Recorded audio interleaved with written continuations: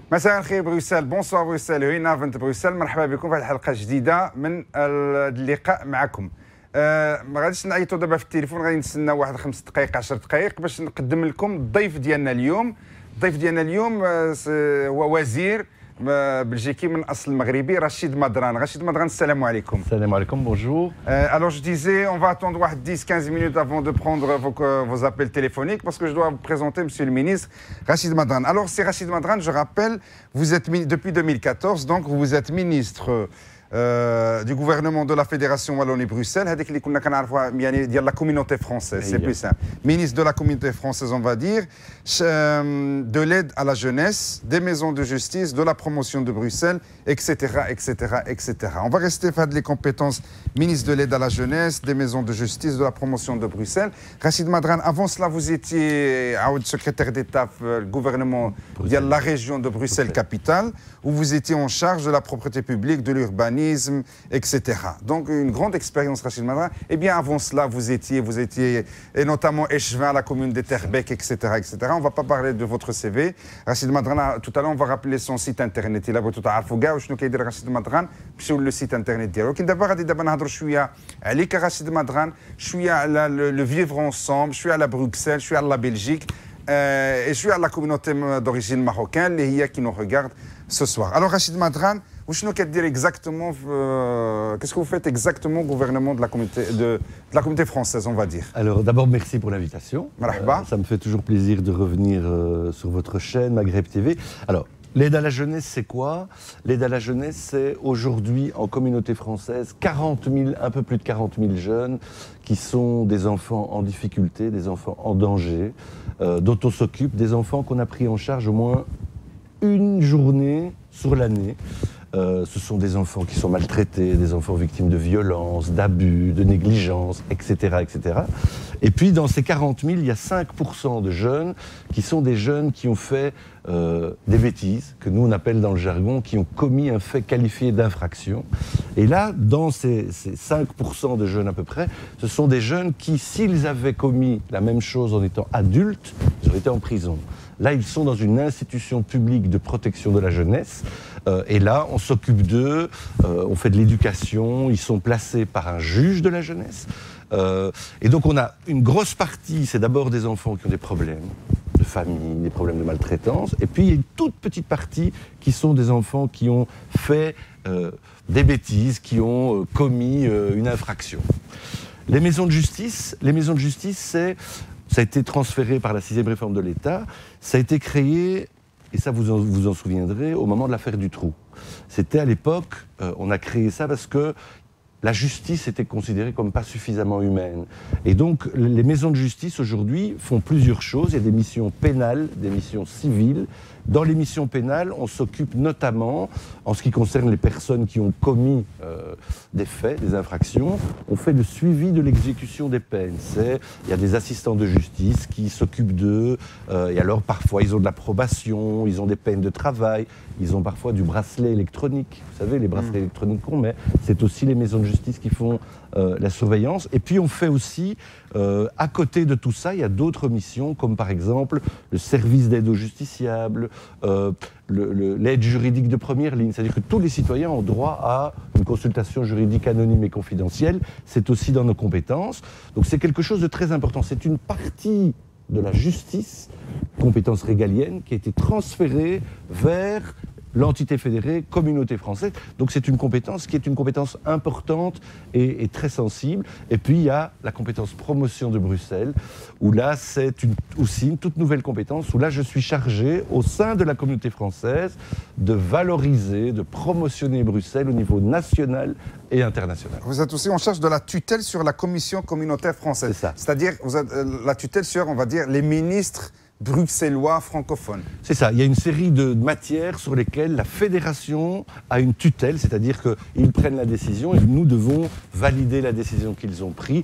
C'est une espèce de regard qu'on a sur une série de politiques qui sont cadrées au niveau de la fédération. Alors justement, l'initiative controversée de Fadila Al-Hanan, ministre en charge de la propreté publique, les sacs poubelles une fois par semaine au lieu de 2 actuellement. Vous étiez un ancien ministre, vous aviez la même compétence. Oui, j'avais la même compétence. Ministre en charge de la propreté publique, beaucoup de réactions négatives, notamment de la communauté des gens qui nous regardent, les téléspectateurs. On a consacré plusieurs émissions sur ça. Condamnation unanime de cette initiative de Mme Fadila Al-Hanan. Je sais que vous êtes dans le cadre de la solidarité entre ministres, etc. Non, c'est pas ça. Je ne veux pas vous, si vous ne voulez pas. Non, mais on a une règle. Vous savez, en politique, quand quelqu'un occupe une fonction après une autre personne, il y a une espèce de droit de réserve. On ne va pas, nous, commenter les décisions que prennent les collègues qui sont venus après. Donc voilà, aujourd'hui, elle a pris ces décisions. Mais je pense que la décision n'est pas encore tout à fait validée. Ils sont en réflexion au niveau du gouvernement. Donc je pense que les choses vont encore évoluer. Mais j'ai pour principe de ne jamais commenter les décisions que prennent des collègues. Mais vous entendez qu'il y a au moins des réserves, des critiques? Oui, je lis la presse comme vous. Donc j'ai vu aussi les commentaires des uns et des autres. Mais bon, voilà, moi, je n'ai pas pour habitude de commenter. Mais bien, vous mangez aussi du poisson, comme tout le monde? Je mange du poisson, de la viande, tous les jours. Vous êtes aussi concerné comme nous, alors? Comme tout le monde. D'accord. Alors, Rachid Madran, avant d'ouvrir, de donner la parole à nos téléspectateurs, غادي نخليكم تتصلوا برشيد مدغان وتطرحوا له الاسئله ولكن الاسئله اللي في لي كومبيتونس ديالو ولا اللي عندها علاقه مع بروكسل مع الفيفر انسامبل بلا ما تدخلوا في دي بروبليم بيرسونيل لان السي رشيد مدران il n'est pas là pour ça mais il va essayer tout de même s'il ne sait pas vous répondre il va vous le dire franchement il n'y a aucun problème. Il peut venir alors vous vous occupez aussi du radicalisme le problème du radicalisme en Belgique. Oui, alors le radicalisme et des adoptions aussi. Oui, tout à fait. Donc au niveau du radicalisme, c'est dans le cadre de nos compétences maison de justice et les jeunes, l'aide à la jeunesse. Donc par exemple, en IPPJ, c'est quoi une IPPJ? C'est l'institution publique de protection de la jeunesse. Nous avons eu à connaître durant un an et demi à peu près depuis que je suis là. On a pris en charge à peu près 10 jeunes, 8 garçons et 2 filles, qui ont failli partir. En Syrie? Qui ont failli partir en Syrie et qui ont été empêchés juste avant le départ. Et donc voilà, à un moment donné, les parents, la justice, le tribunal de la jeunesse ou le service de protection de la jeunesse a évité qu'ils partent. Et puis ils viennent, ils sont à la demande souvent des parents ou d'un juge de la jeunesse. Donc ils sont pris en charge pendant un temps. Avec eux, on essaye de retravailler le réaccrochage pour les remettre dans un chemin qui ne soit pas un chemin qui est dangereux pour eux. Merci, on va prendre la première communication. Allô, salam alaikum. الو وي السلام عليكم. السلام عليكم ديمينا معك من بروكسل. متشرفين. شكرا. وي سلام سي تيجيني مساء الخير. مساء الخير كنسمعوك.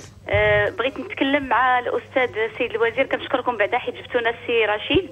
اون فرونسي الا كان ممكن. رشيد طبعا المواضيع اللي كيهتم بها هي مواضيع مهمه جدا وهي في قلب الصميم. عندك شي كيستيون لمسيو المينيستر ولا عندي اون كيستيون سي كو ديرنييرمون في لي زيليكسيون الكتورال الاخرين وي on vous écoute concernant les jeunes اللي تكلم عليهم اللي كيشكلوا 5% les jeunes qui sont en difficulté. Oui. Donc j'ai contacté plusieurs familles, on était en plein élection électorale et j'ai contacté plusieurs familles et surtout les parents. Et la plupart, ils ont dénoncé que leurs enfants, ils sont mineurs et ils sont en prison. Et ce sont des Marocains. Moi, je pose la question, Monsieur le ministre, dans les 5% qui vient de nous dire, est-ce qu'il y a un pourcentage au niveau des jeunes Marocains? Et qui sont les problèmes qui ont poussé ces enfants à commettre des erreurs, comme a dit Monsieur le ministre? Très bien. Et j'espère qu'ils ne se sont pas marginalisés, ou bien pas accompagnés, ou bien pas intégrés. Merci beaucoup, Monsieur le ministre, Monsieur Tijini. Merci. Merci pour la question de madame d'abord et je l'en remercie. Alors en Belgique francophone, les mineurs ne sont pas emprisonnés. C'est extrêmement rare. Ce qu'on a, on a des désaisies, des dessaisissements. C'est par exemple un mineur qui a commis un fait tellement grave, par exemple un meurtre ou quelque chose d'extrêmement grave, violence extrêmement grave, un juge de la jeunesse se dessaisit du dossier, dit le fait est tellement grave que le mineur va passer dans la justice des majeurs. Et donc il est jugé à ce moment-là et il est placé dans un centre. On a un centre qui est à Saint-Hubert, qui est à peu près Comme vous le voyez, c'est un peu comme une prison. Et là, le jeune est enfermé, il est suivi par des éducateurs. Est-ce qu'il y a des statistiques? Alors, moi, je vous ai dit, les chiffres que moi j'ai pour le moment, c'est 5%. C'est difficile d'avoir une statistique par origine, puisque la plupart sont belges. Hein, ce sont des enfants, des mineurs qui sont belges. La plupart sont nés ici.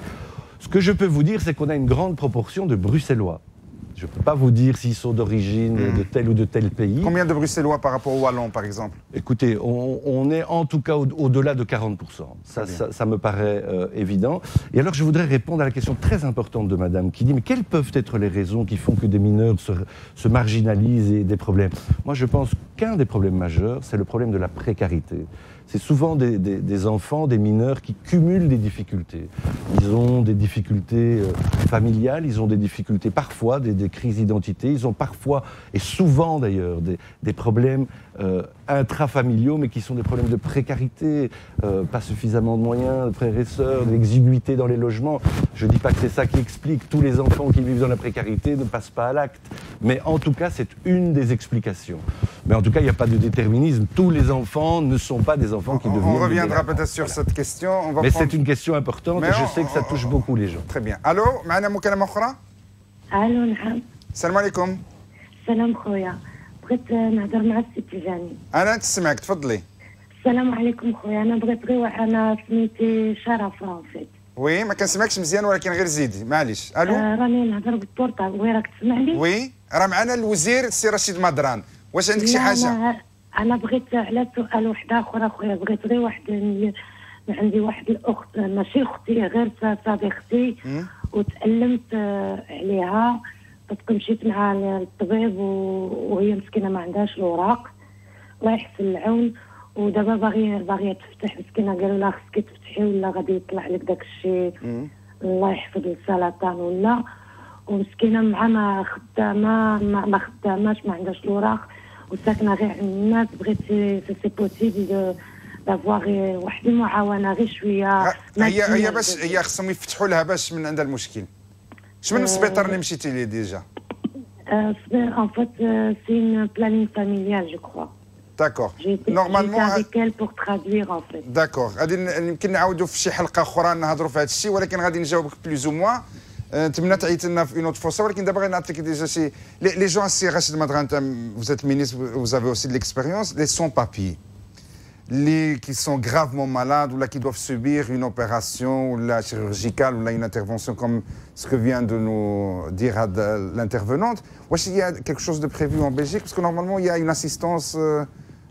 Vous savez, en Belgique, la médecine est universelle, c'est-à-dire qu'on prend en charge tout le monde et après, on a des services publics qui prennent en charge les indigents, notamment les centres publics d'aide sociale, souvent qui interviennent quand des gens font défaut, que ce soit des gens avec papier ou des gens sans papier. Donc, dans le cas précis, la quinte de papier, elle peut être CPAS ou... En principe, elle doit être soignée, elle a son médecin généraliste, etc. Mais bon, on peut l'orienter, s'il vous laisse les coordonnées, on l'orientera vers les différents services.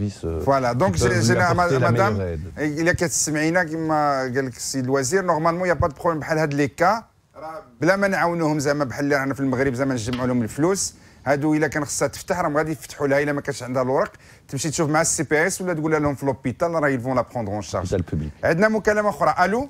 اسمح لي قبل ما نكمل، دي زوبيتو بوبليك ما خصكيش تمشي لدي كلينيك بريفي. اسمح لي. الو معنا شكون معنا؟ فاطمه دو غانسورن. تفضلي يا مدام. Et je passe sur la bonne identité. Allô, oui. Bonjour Fatima. Bonsoir, pardon. Bonsoir.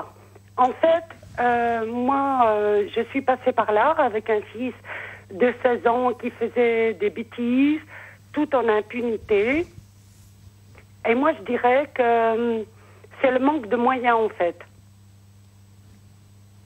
Vous m'entendez? Oui, oui. Le manque de moyens. On nous donne des psychologues de pacotille. Mon fils a été en Tunisie avec flics et voyous. Mais en fait, si les parents sont défaillants, qu'est-ce que vous voulez faire, quoi? Si on ne peut pas leur payer des sports, s'en occuper, tout ce qui est mis en place par la jeunesse, ils n'ont pas les moyens. Voilà, c'est ça que j'ai envie de dénoncer. Et qu'est-ce qu'il devient votre fils maintenant, madame? Il est schizophrène. Il a quel âge? 27 ans. 27 ans. 27 ans. Et je suis passée par là, et je vous dirais que j'ai été, par rapport aux bêtises qu'il a fait, j'ai été déresponsabilisée. Enfin, j'ai suivi les psychologues, j'ai tout fait pour lui. J'ai pas été condamnée. Il n'y a pas de résultat. Et moi, ce que je dénonce, et le ministre qui est présent, c'est les moyens. On nous donne le centre PMS est défaillant, les psychologues qui sont engagés, c'est des toutes jeunes, ils m'ont rien apporté. Et en fait, il faut un encadrement par les parents. D'accord. Merci pour votre intervention, Monsieur le ministre. Mais je pense que Madame, je comprends parfaitement l'argument qu'elle invoque. C'est d'abord, elle l'explique très bien, c'est un manque de moyens. Donc je parlais tout à l'heure de précarité. Parfois, c'est souvent ça, la difficulté. L'autre difficulté, c'est les PMS, etc. Ici, il ne faut pas mélanger. Donc moi, je ne m'occupe pas de jeunesse, je ne m'occupe pas de l'école, je m'occupe de l'aide à la jeunesse. Et donc nous, si vous voulez, il y a deux types d'aide. Il y a ce qu'on appelle l'aide consentie, volontaire. Ça, c'est les services d'aide à la jeunesse. Il y a un autre système qui s'appelle le SPJ, où là, c'est l'aide contrainte, c'est-à-dire on oblige le jeune à suivre une éducation ou à être pris en charge par des services. Ce que je peux vous dire, c'est que nous, au niveau de la communauté française aujourd'hui, le budget de l'aide à la jeunesse, c'est 276 millions d'euros. On a encore augmenté le budget. On est à peu près à 282 millions aujourd'hui. Et c'est quoi? C'est à la fois des services publics, je l'ai dit, les IPPJ, les SAJ, les SPJ. Et à côté de ça, c'est 360 services privés agréés qui s'occupent de jeunes. Est-ce qu'il y a beaucoup je ne sais pas, parfois j'entends la femme qui dit des jeunes psychologues, parce que le domaine est difficile, donc je comprends que peut-être tout le monde ne veut pas travailler dedans, donc parfois on recrute de jeunes psychologues. Est-ce que l'encadrement est adéquat par rapport à la problématique qui est quand même lourde? Vous savez, la difficulté, je m'en suis rendu compte maintenant depuis un an, parfois on se retrouve avec des enfants ou des mineurs, peu importe l'âge, des mineurs, dont le cas relève de différents niveaux. C'est-à-dire que vous avez des enfants qui sont à la fois des enfants qui ont des difficultés familiales, mais qui sont aussi des enfants qui relèvent de la santé mentale, parfois qui relèvent de la psychiatrie, et qui en plus ont commis des faits qualifiés d'infraction. Et du coup, ce sont des enfants qui relèvent de différents niveaux de pouvoir et de différents types de prise en charge.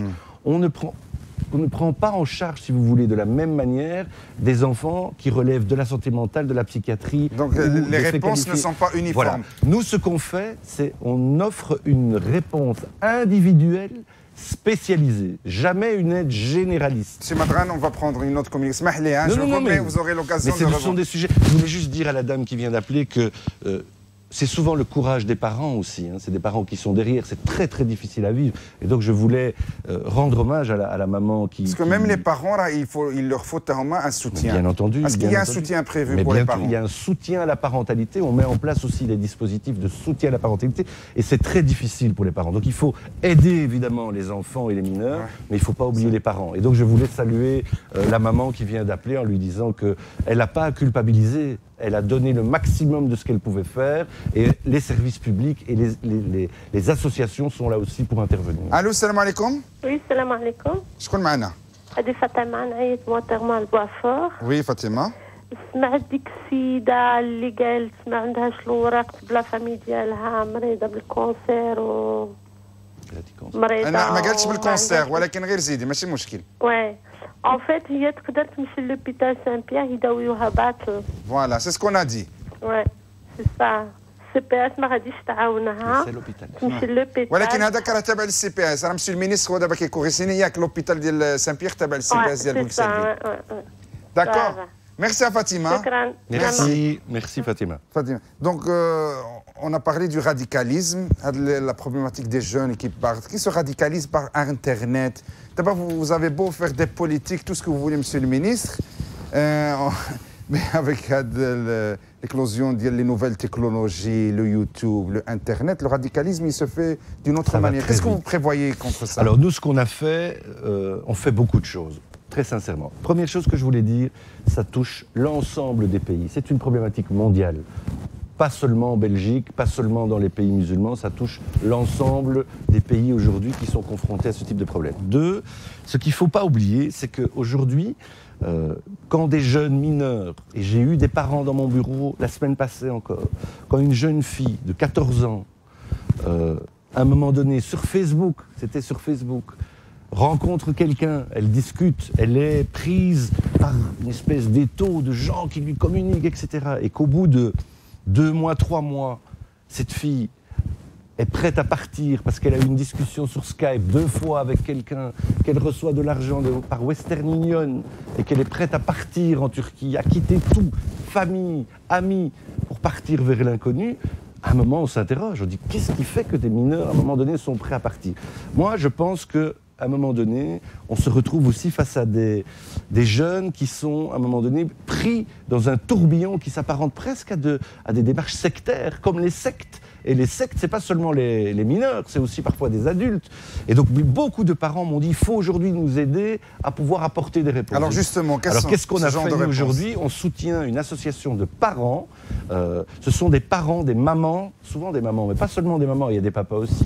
Des mamans qui aujourd'hui sont ce que moi j'appelle des témoins du vécu. C'est-à-dire une maman dont l'enfant a failli partir ou est parti. Parce que dans ceux que je vous parle, il y a des mamans dont l'enfant est parti en Syrie et puis après 3 mois, elle a reçu un coup de téléphone. On lui a dit « Votre fils s'est battu en héros, il est enterré près de l'aéroport ».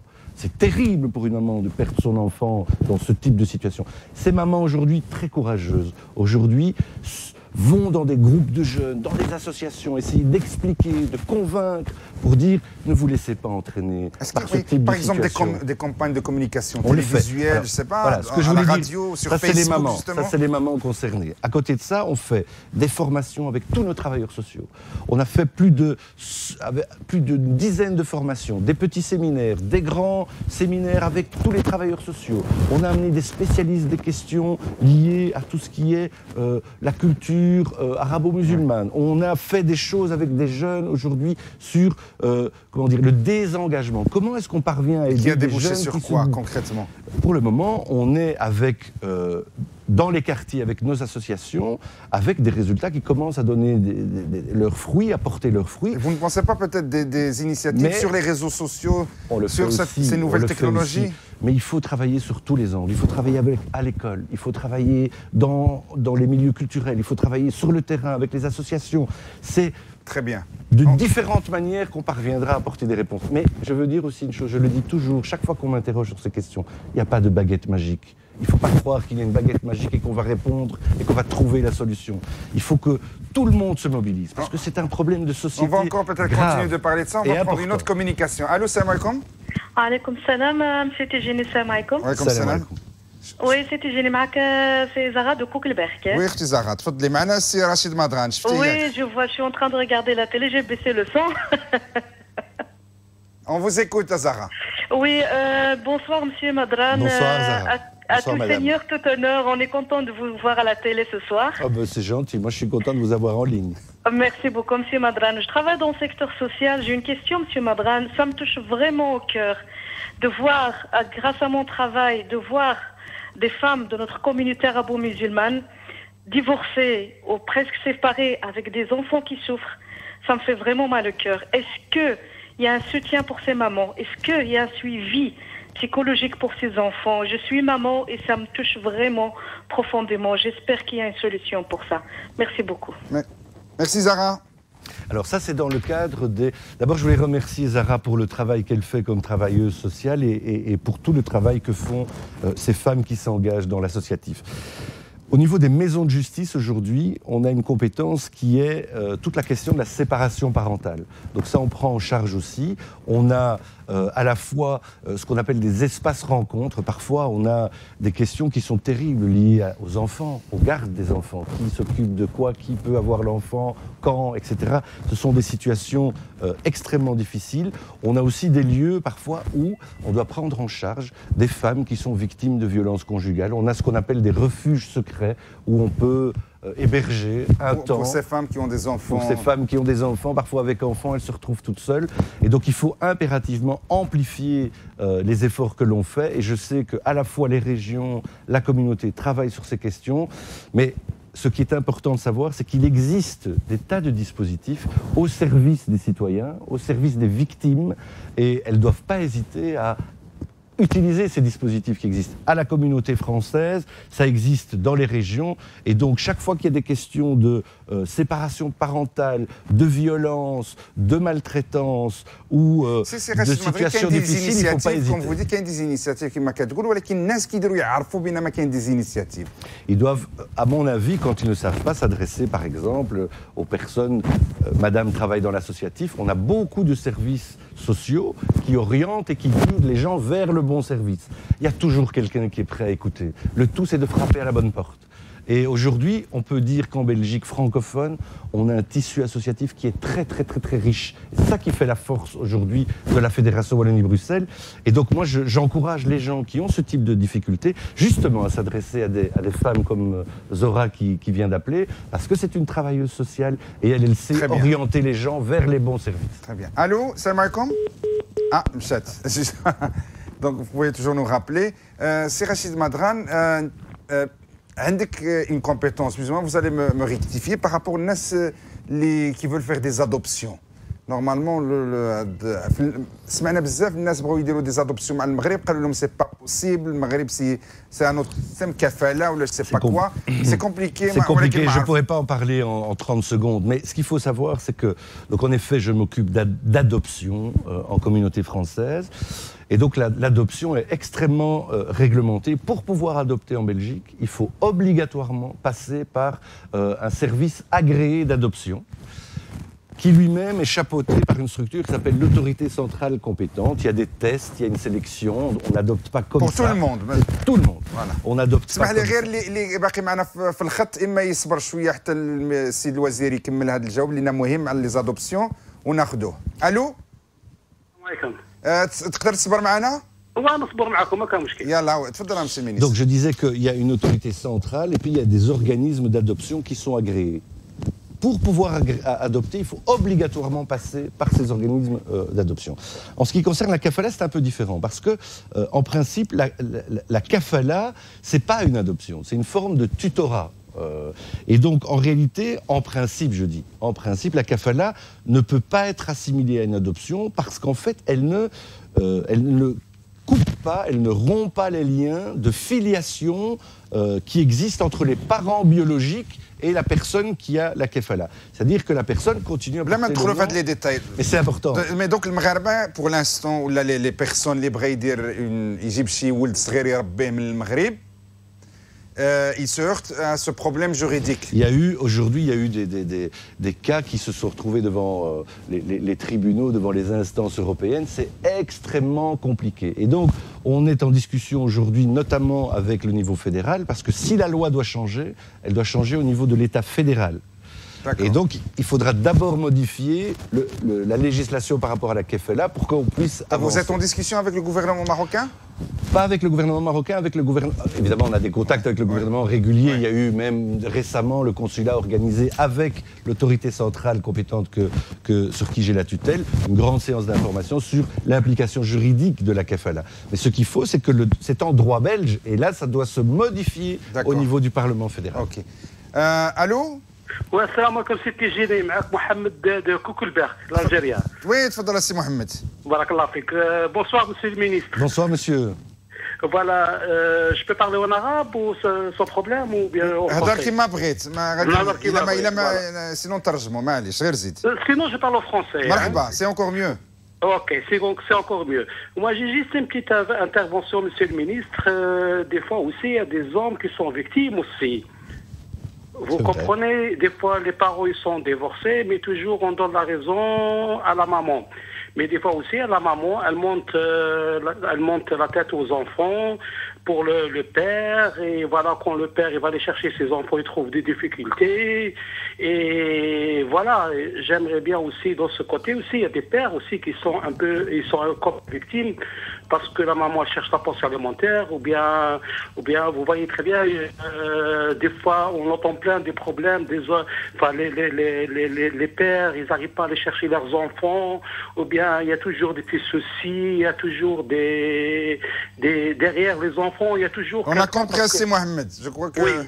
Oui. Rassure-nous, Assi Mohamed, tu n'as pas de problème avec ta femme? Non, parce que moi j'ai ma fille avec moi, mais des fois on entend plein des victimes des femmes.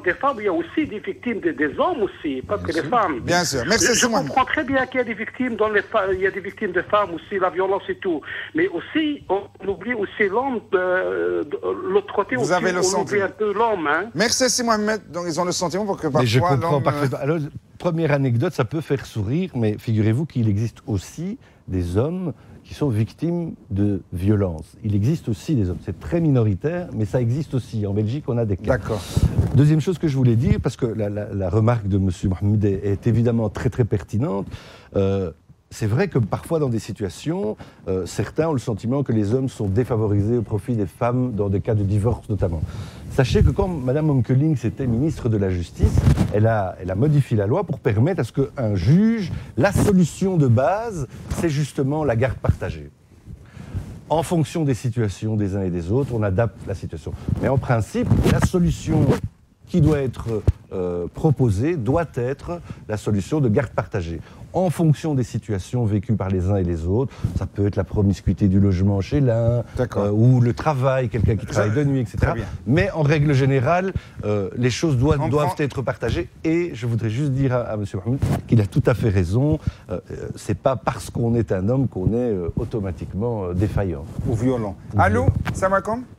Alaikum salam wa rahmatullah. Oui, je connais Mana. Saïd Mouskarbek. Tfadal Assi Saïd. J'ai une petite question à Monsieur le ministre Rachid Madran. Oui. Je voulais juste... en fait, j'ai insisté dans un petit problème d'un enfant, d'un mineur qui avait quelques soucis, quelques problèmes avec ses parents. Et il était parti quelques jours, une fugue. Mais après cette fugue, j'ai vu des trucs vraiment qui m'ont déçu parce que on a dû transférer cet enfant l'orienter vers comme l'IPPG, puis le tribunal de jeunesse. Et je suis témoin de comment les parents de cet enfant ils ont été traités. C'est-à-dire, on n'a pas compris à ce moment-là, Saïd. Qu'est-ce que vous voulez dire? C'est quoi la question? La question, elle est là. Justement, un enfant qui fasse une connerie et que les parents ils sont derrière cet enfant, mais une fois arrivé devant un juge, on remet tout sur les parents. Ah. Et il était pris en charge par un SAJ ou un SPJ? L'enfant. C'était quoi? ISPJ. Soit SAJ, service d'aide à la jeunesse, ou service de protection de la jeunesse. On demandait l'autonomie, on a voulu que cet enfant ne reste pas avec ses Mise parents. En autonomie. Et il avait quel âge? 15 ans. D'accord. Et donc, ce qui vous révolte, peut-être, c'est qu'on a plus chargé les parents. Oui, c'est ça. Et on a plus donné le droit à cet enfant. Comment... C'est-à-dire, Zama, quoi? On a plus donné le droit à cet enfant? On a donné le droit à cet enfant. On lui a même rempli la tête, comme quand on peut vous prendre en charge, vous pouvez habiter seul, on peut vous aider. Et les parents n'étaient pas bien entendus par les services. C'est ça? Ben, exactement. D'accord.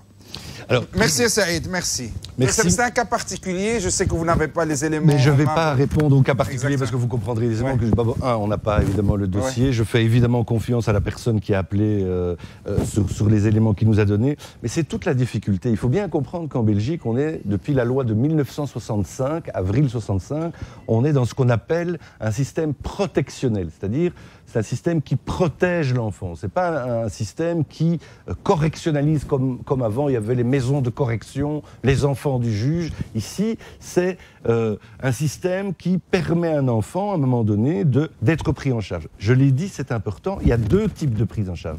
L'aide volontaire ou l'aide contrainte. Ça veut dire il y a une aide où on propose un accord entre l'enfant, les parents et l'État.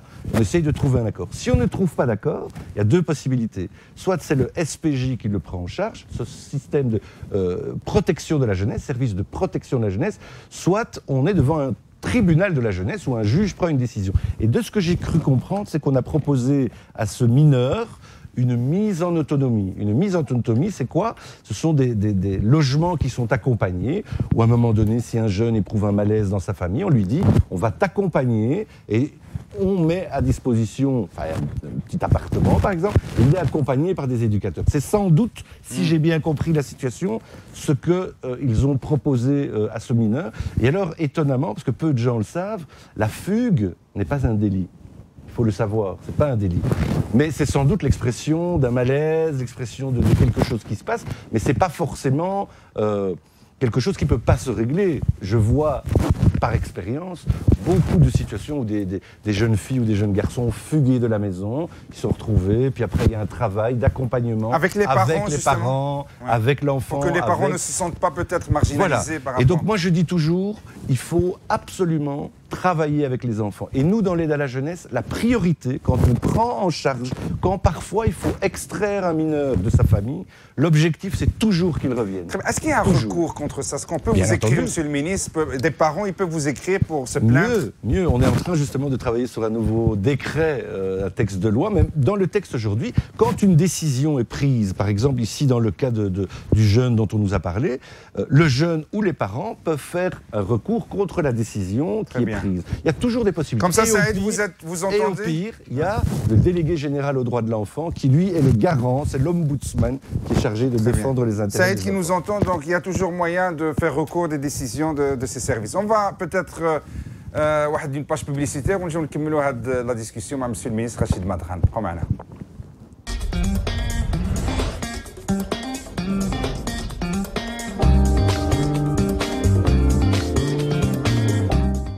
السلام عليكم دو نوفو معنا سي رشيد مدغان سي رشيد مدغان اللي هو مينيستر ديال في الغوفرنمون ديال لا فيدراسيون والوني بروسيل اللي كنا كنعرفوها بلا كوميونيتي فرونسيز دو بلجيك عقدتوا علينا السماوات الغوفرنمون رشيد والوني بروسيل كم كوميونيتي فرونسيز سي بلو سامبل مي بون حنا سي با سا ليسونسيال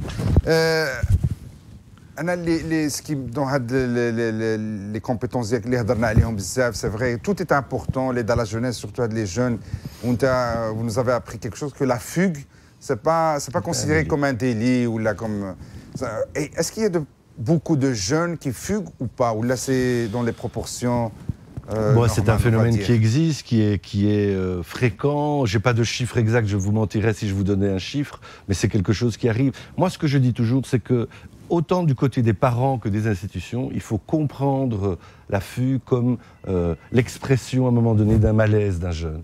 Et donc, il faut toujours essayer de discuter. Je pense que la meilleure solution, c'est le dialogue. Et à un moment donné, quand des parents, parce que parfois les parents n'ont pas toujours la réponse, et parfois c'est bien aussi d'être aidé, d'avoir un regard extérieur, il ne faut pas hésiter à aller voir les services, et notamment les services d'aide à la jeunesse.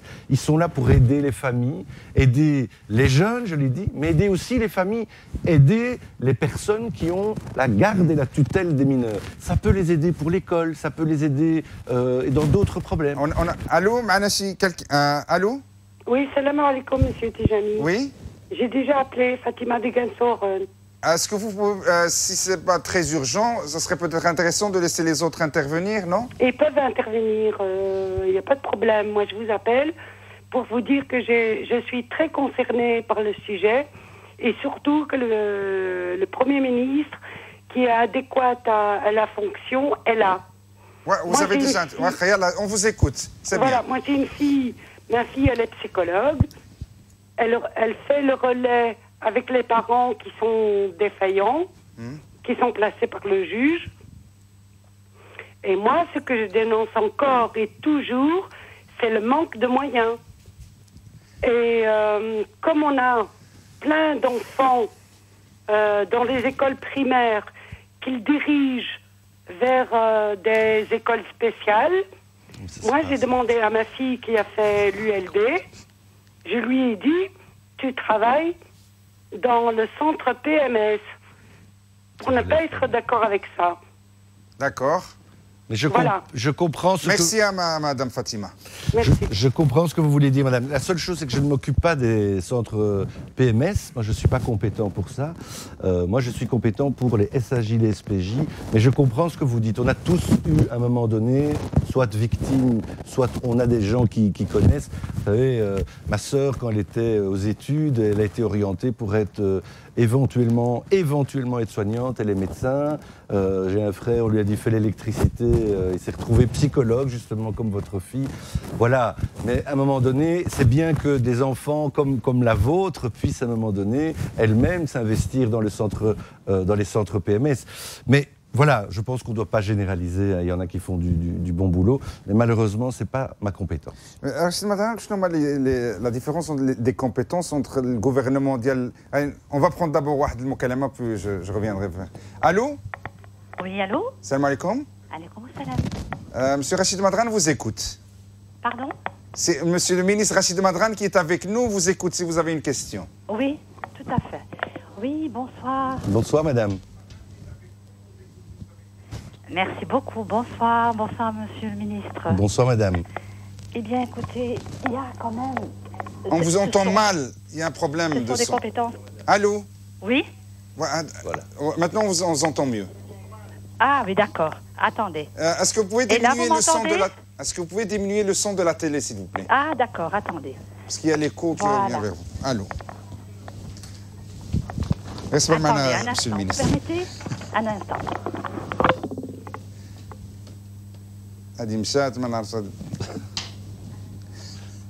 Allô? Voilà, excusez-moi, vous m'entendez? Parfaitement. Voilà. Vous m'entendez? Parfaitement. Voilà. Mais écoutez, excusez-moi, mais c'est parce qu'il y a quand même des compétences que le ministre Madran... Allô? Oui. Ben, on vous écoute, madame. Des compétences qui sont très, très importantes et aussi à relever pour les jeunes. Et c'est vrai qu'on les encadre, mais je trouve qu'on les encadre pas assez. Pas assez. Et c'est vrai qu'il y a une faute de moyens. Et aussi leur permettre de leur donner une formation qui est un peu plus, plus importante. Parce que non seulement les jeunes sont un peu sur le côté, mais les parents aussi. Ils ne savent pas suivre aussi leurs enfants. On vous entend mal, madame. Allô? Parlez. Voilà. Mais excusez-moi, je ne sais pas faire. Voilà, maintenant c'est mieux. Voilà. Restez comme ça, madame. Parlez comme ça. C'est mieux. Voilà. Donc, je voulais quand même dire que les jeunes, il fallait les renforcer. Je trouve que les jeunes puissent être renforcés parce que certains parents ne peuvent pas les suivre et qui ont besoin d'être suivis aussi. Et que notre société, à l'heure actuelle, il y a beaucoup de mamans monoparentales et que les papas aussi. Et qu'il faut trouver une certaine situation, un certain équilibre. Voilà. Très bien. Madame, vous nous appelez de quelle commune? De Saint-Gilles. Ok. Merci beaucoup. Monsieur le ministre va vous répondre. Je suis parfaitement d'accord avec l'analyse, évidemment. Soutenir les parents, soutenir les jeunes, leur donner une meilleure formation, c'est évidemment ça les enjeux. Juste rappeler que, mais c'est normal qu'on pose ces questions, l'aide à la jeunesse, c'est, si vous voulez, il ne faut jamais oublier ce que nous on appelle dans le jargon le caractère supplétif de l'aide à la jeunesse. C'est-à-dire que... Supplétif, oui, c'est-à-dire que l'aide à la jeunesse... pas ministre comme vous, voilà, l'aide à la jeunesse intervient après que tous les autres dispositifs aient été testés ou tentés. C'est-à-dire, nous, par exemple... C'est le dernier recours. Voilà. C'est-à-dire qu'on scolarise des enfants qui sont, par exemple, hébergés ou placés. Mais on vient après l'école. C'est l'école qui doit d'abord éduquer, instruire. Vous êtes le pompier de la situation. Oui, moi, souvent, j'utilise une image qui est, bon, elle vaut ce qu'elle vaut, mais c'est un petit peu comme un entonnoir. C'est-à-dire, à la fin, à un moment donné, quand plus personne n'a de solution à proposer, on vient au niveau de l'aide à la jeunesse. Alors, est-ce que vous avez les moyens suffisamment pour répondre à ces... Alors, je vais être très simple avec vous, et je rejoins d'ailleurs, et je remercie toutes les personnes qui l'ont signalé. J'arrête pas de dire, je l'ai dit publiquement, on n'a jamais assez de moyens. Le secteur de l'aide à la jeunesse, à mon sens, est insuffisamment financé. Je l'ai dit en arrivant, j'ai donné une grande interview qui a fait beaucoup de bruit, où j'ai dit il faudrait au moins 20% de moyens supplémentaires pour pouvoir répondre à toutes les demandes. Les besoins sont immenses.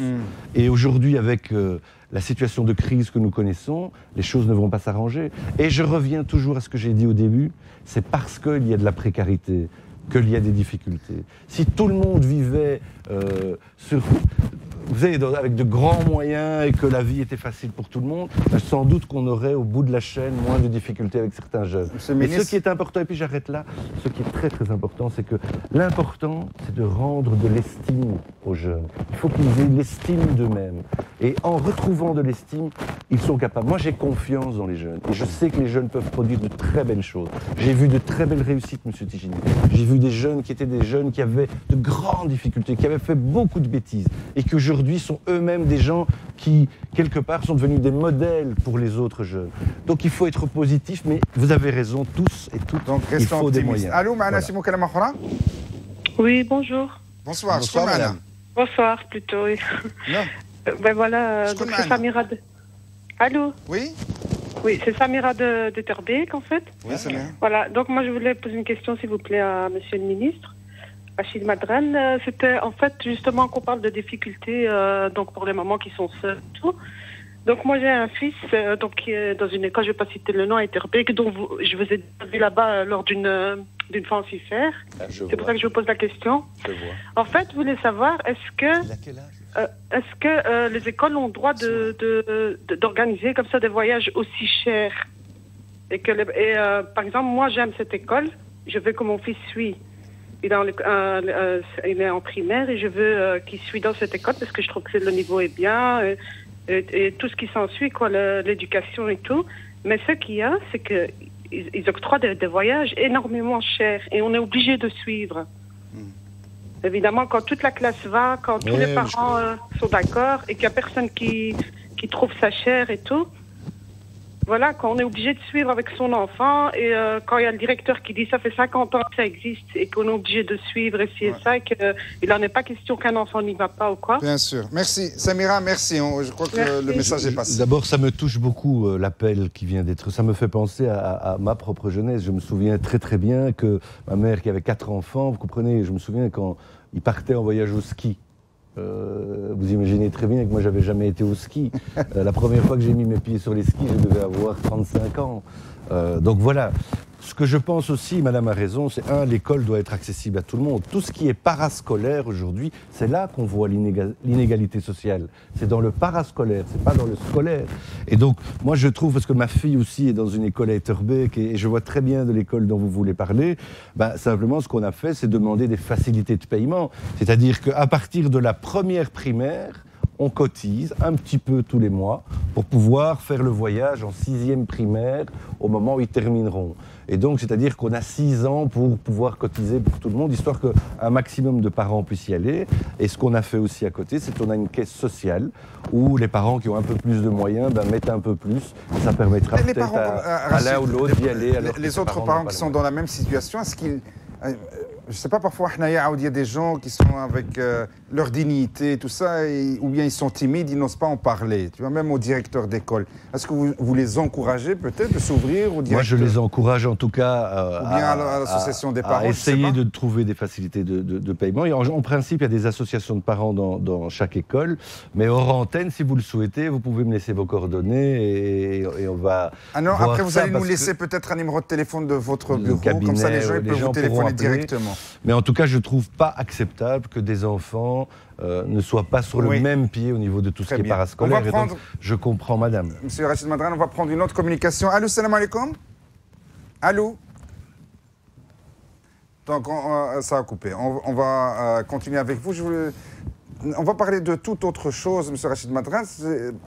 Depuis tout à l'heure, on parle Fédération Wallonie-Bruxelles, région de Bruxelles-Capitale. C'est la même question, je n'arrive pas à la poser. Allô?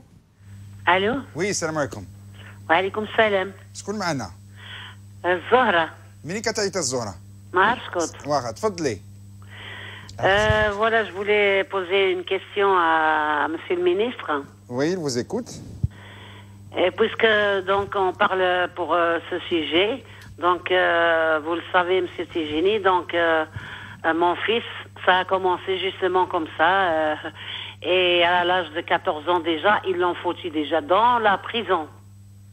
Et la prison, il n'a pas arrangé les choses parce que ça fait 21 ans qu'il est là-dedans. Et maintenant, il y a une assistante sociale qui est venue aujourd'hui, qui avait parlé avec la psychologue de la prison. parce qu'il lui a dit qu'il restait 3 ans de sursis ou je sais pas quoi. Et il lui a dit que s'il pouvait sortir avant, on doit avoir un centre psychiatrie pour la réadaptation sociale ou je ne sais pas quoi. Ou alors, s'il veut sortir avant, ils vont un truc que j'ai pas compris de probation ou quelque chose comme ça, qu'on va lui donner des règles qu'il doit rien faire pendant 10 ans. Je préfère qu'on me donne mon fils et que je l'amène pendant 20 ans, je suis en train de souffrir et je n'en peux plus vraiment. Donc, je préfère qu'on me donne mon fils et moi, je l'amènerai au centre, je l'amènerai au psychiatre, au psychologue ou n'importe où ce qu'ils veulent. Et alors, s'il fait quelque chose sur les 10 années qu'ils disent, eh bien, il y a la gendarmerie, il y a la police, il y a la justice, ils sont là pour ça. Merci. Zohra, non. Vous avez dit ça à la psychologue ou à l'assistante sociale? Eh bien, c'est l'assistante sociale, elle était en train de parler avec la psychologue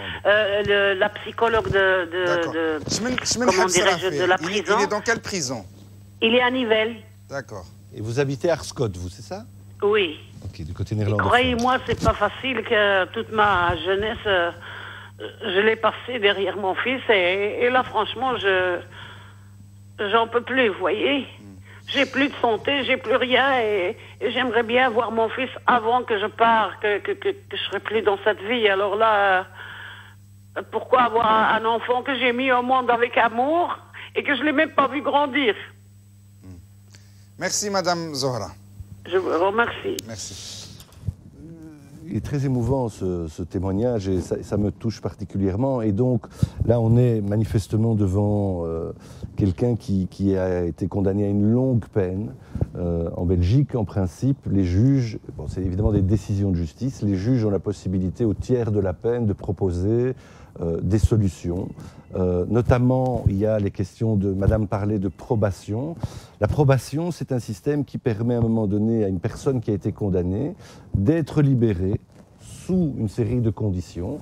Et on lui met une série de conditions, et s'il respecte ces conditions, il peut rester en liberté. Et donc, les maisons de justice, notamment, font ce travail de suivi de toutes ces personnes condamnées pour probation. Mais je voulais dire à cette maman que j'admire évidemment son courage et que, quelque part, le système judiciaire est tel que nous, on est des politiques. On est dans un système de séparation des pouvoirs. Et donc, c'est difficile pour nous, les politiques, d'intervenir. Mais je pense qu'à un moment donné, l'avocat peut demander si, ce que je pense que c'est le cas, puisque Madame en a parlé, la justice, l'avocat peut demander à un moment donné des aménagements de peine. Ça peut être sous forme de surveillance électronique, ça peut être sous forme de probation. Donc je pense qu'il ne faut pas hésiter, si il est dans les conditions, de pouvoir à un moment donné essayer de faire en sorte qu'il puisse sortir sous conditions de formation, etc., etc. Et en tout cas, je croise les doigts et je lui souhaite le meilleur et je lui souhaite surtout de pouvoir revoir son fils très bientôt. Allô, salam alaikum. Wa alaykoum salam. Justement, j'ai ouvert la télé. Sauf la télé et je viens de voir Rachid. شكون معنا؟ غير بعدا نعرفوك. الو انت عارفه رشيد مدران احنا ما عرفناكش شكون انت. شكون معنا؟ وي كنعرف رشيد، كنعرف رشيد. لا وانت يا شكون؟ بغينا الو. او لا لا. واش ممكن تخدمي راسك غير باش نعرفوا سميتك؟ Moi je m'appelle normalement je parle flamand. Je suis mimante de D'accord. نقصي التلفزيون. كتسمع في التلفزيون. بروكسل. فوالا نقصي التلفزيون وهضري معنا. الو. نقصي التلفزيون نقصي. يلا هذيك تعرفك. الو. D'accord. Oui, allô. يلا هو السي رشيد كيسمعك. Rachid, merde بضحك.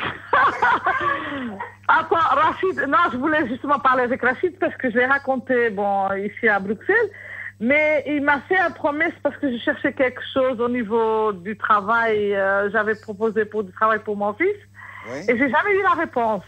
Alors, je voulais savoir, est-ce qu'il y a moyen de le recontacter? C'est pas bien si vous n'avez pas eu de réponse et je m'en excuse. C'est que voilà, je n'aurais pas dû et je m'en excuse. C'est pas bien. Ça, c'est une faute de ma part. pas bien du tout. Là, la question, les politiques, tout ce qui est travail, logement social, il ne faut pas se leurrer. Wallah, parce que je les comprends. Dans la campagne électorale, ils vous disent oui, on va essayer. Mais ce n'est pas évident. Et pourtant, j'ai voté pour lui. Je ne dis pas ça. Yallah, Rachid. Chauffez, si c'est pour ce genre de questions, ce qu'on va faire, laisser le... Ah ben, dis à Rachid, la prochaine fois, je ne voterai pas pour lui, je ne viendrai pas dans ce test. Là, ça, c'est pas gentil. Ouais. Même le défilé, je l'ai fait avec. Allô. Allô. Oui, je t'entends. Rachid Madran, à la fin de l'émission, il va laisser son numéro de téléphone du bureau Diallo. Comme ça, vous pouvez le contacter. Ça va, d'accord, ok. C'est plus facile. Okay. Mais ne dites pas, on ne va pas voter parce qu'il m'a dit, je lui ai dit. Le vote est secret, il est libre. Hein. Vous faites comme vous voulez, madame. D'accord. Si on ne travaille pas bien, il faut nous sanctionner. Si on travaille bien, il faut nous féliciter. Merci. Voilà. En plus, il est beau. Ma femme va être jalouse, hein, attention. شكون اللي معك في الدار؟ شكون جالس معك في الدار؟ أنا البنات كنضحكوا حنا كنضحكوا البنات. غير البنات كتضحكوا واخا. البنات. يلا سلمي عليهم. D'accord, ça va, je prends le numéro alors. Ça va? Le numéro ديال البيرو, attention. Oui, d'accord. Allez, Allah يحفظك. Ok, شكرا. Rachid Madran, c'est vrai, on va parler des promesses politiques. Les gens ils se demandent, oui, les politiques nous promettent toujours du logement, du travail. Comment vous gérez ça? Moi, je ne fais jamais de promesses que je ne peux pas tenir. Jamais je l'ai fait, je le ferai jamais. Je le ferai jamais. Ça fait 25 ans que je suis en politique et les gens commencent à me connaître, j'espère. J'ai jamais fait de promesses que je ne peux pas tenir. Par contre, je leur promets de me battre pour les valeurs auxquelles je crois. Vous savez, moi, je me suis battu pour, par exemple, la lutte contre la discrimination à l'embauche. Il y a aujourd'hui une loi en région bruxelloise qui porte presque mon nom, en tout cas c'est comme ça qu'on l'appelle, mais c'est une loi qui permet la diversité. Et aujourd'hui, qu'est-ce que je constate? Que les administrations publiques utilisent ce levier. On est aujourd'hui, dans le cadre de l'aide à la jeunesse, en train de faire un nouveau décret. C'est quelque chose qui va, je l'espère, apporter des solutions. Moi, je me bats pour des idées, je me bats pour des valeurs. Et voilà, et on va si prendre à un moment donné, non, mais c'est important, c'est une bonne question que vous avez posée. Si à un moment donné les gens pensent qu'on fait du bon travail, eh bien il faut nous soutenir. S'ils pensent qu'on fait du mauvais travail, eh bien il faut nous sanctionner. Il faut juste qu'ils soient bien informés, ça. C'est vrai. Mais c'est pour ça qu'il y a ce genre d'émission. Et c'est pour ça que vous êtes là. Je vous remercie. Je vous remercie. Peut-être s'il y a une dernière communication avant cela, votre numéro de téléphone, l'a dit le bureau là, de votre secrétariat, comme ça les gens... Vous voyez, je m'appelle rarement, donc je suis incapable de vous donner mon propre numéro, mais j'ai ici le numéro. Est-ce que je le donne sur antenne ou vous vous le donnez sur antenne, comme ça les gens qui nous écoutent, ils peuvent vous contacter. Donc chez nous au cabinet, le numéro du secrétariat, évidemment je ne vais pas décrocher, c'est le secrétariat, c'est 02 801 76 33. Donc les gens, on a le numéro de téléphone le cabinet du ministre Rachid Madran, c'est le 801 76 33 02 801 76 33. Les gens qui ont peut-être des questions ou là qui ont des demandes. ولكن انا دابا نهضر معكم il faut être compréhensible. Parfois الناس كيقول لك نعيطوا خصو يدبر لنا الخدمه خصو يعطي لنا اللوجمون خصو انا راه سي با بوسيبل سي با بوسيبل. والله يحسن عون الجميع راه زعما كون كانت ساهله وراه كانت باينه ولكن les politiques ils sont là pour peut-être vous aider dans les démarches, vous suivre vos dossiers s'ils peuvent ça je crois qu'ils peuvent le faire. Il y a Rachid Madran. Bien sûr. Et on va prendre la dernière communication. Aider, orienter, guider. D'accord. الو معنا مكالمه؟ مكالمه من مدام العبدي حفيظه. تفضلي يا اختي حفيظه. حفيظه. الو مدام العبدي حفيظه. وي حفيظه السلام عليكم كي دايره مدام عبدي؟ لاباس سيدي وانت لاباس؟ كلشي مزيانه حفيظه؟ لاباس. انا عندي واحد السؤال. تفضلي لاباس الحمد لله. نقصي التلفزيون حفيظه وسولي. واخا ولا نقص التلفزيون سمعك في الكورني. اكزاكتومون. اوكي. عندي واحد السؤال غادي نوجهه لسي رشيد مدران. وي. سون اكسيلونس المينيستر. كنعرف ما كيدخلش في المداخله اللي عنده هو ولكن معايا واحد الاخت هنايا كطلب مني نسولو هذا واحد الاخ عفوا الاخ هذا مزوج هذه واحد المده مع واحد المغربيه ووالد معاها بنيته وخلاها في المغرب وهي ومراته ودابا ملي مشات تطلب لها ديك الفيزا ديال ريغروبمون فاميليال رفضوا له جوج المرات وما كرفضوا لها الفيزا. يعني بما انني جمعويه طلبوا مني قلت لها هذا ماشي في لا كومبيتونس ديالي جو نسي با ولكن دابا حفيظه غير باش نفهم مزيان. دونك هاد اون فام ماروكان était mariée avec quelqu'un résident en Belgique. وي. ودار معاها كوا عنده ولد ولا جوج؟ بنيته، عنده معاها بنيته. داك والبنيته دارها في المغرب ولا هاد يعني لا في المغرب. تزوج في المغرب وفي المغرب ما خلاوهاش تجي هنايا. ما خلاوهاش، هي بغات تعمل ريغروبمون دو فامي. داكور. هو خدام؟ هو مريض مسكين وفي حاله شديده المرض، يعني كيفقد الوعي ديالو. داكور. اذا محتاج يعني المراه تكون حداه بصراحه. ميرسي حفيظه. هذا مسيو المينيستر غادي يحاول سي بو apporter une réponse. D'abord, je salue Madame Abdi que je connais et qui fait un travail remarquable au niveau associatif, notamment dans différentes communes. Ce que je voulais dire, c'est que en 2010-2011, je ne sais plus exactement, la loi sur le regroupement familial a été modifiée, elle a été durcie en la durcissant, ils ont mis des conditions, la loi prévoit maintenant des conditions de revenus et des conditions de logement. Donc pour pouvoir faire un regroupement familial, de mémoire, je parle de mémoire, il faut un revenu de 1382 €, je crois, mais il faudra vérifier le montant exact. Mais en tout cas, il faut un revenu, il faut donc un travail, un contrat à durée indéterminée, il faut un contrat en tout cas, et il faut un logement suffisamment grand pour pouvoir héberger les personnes qui viennent. Et c'est la raison pour laquelle وهذا le cas particulier quand السيد إلا كان مريض ولا il y a rien qui est prévu de mémoire.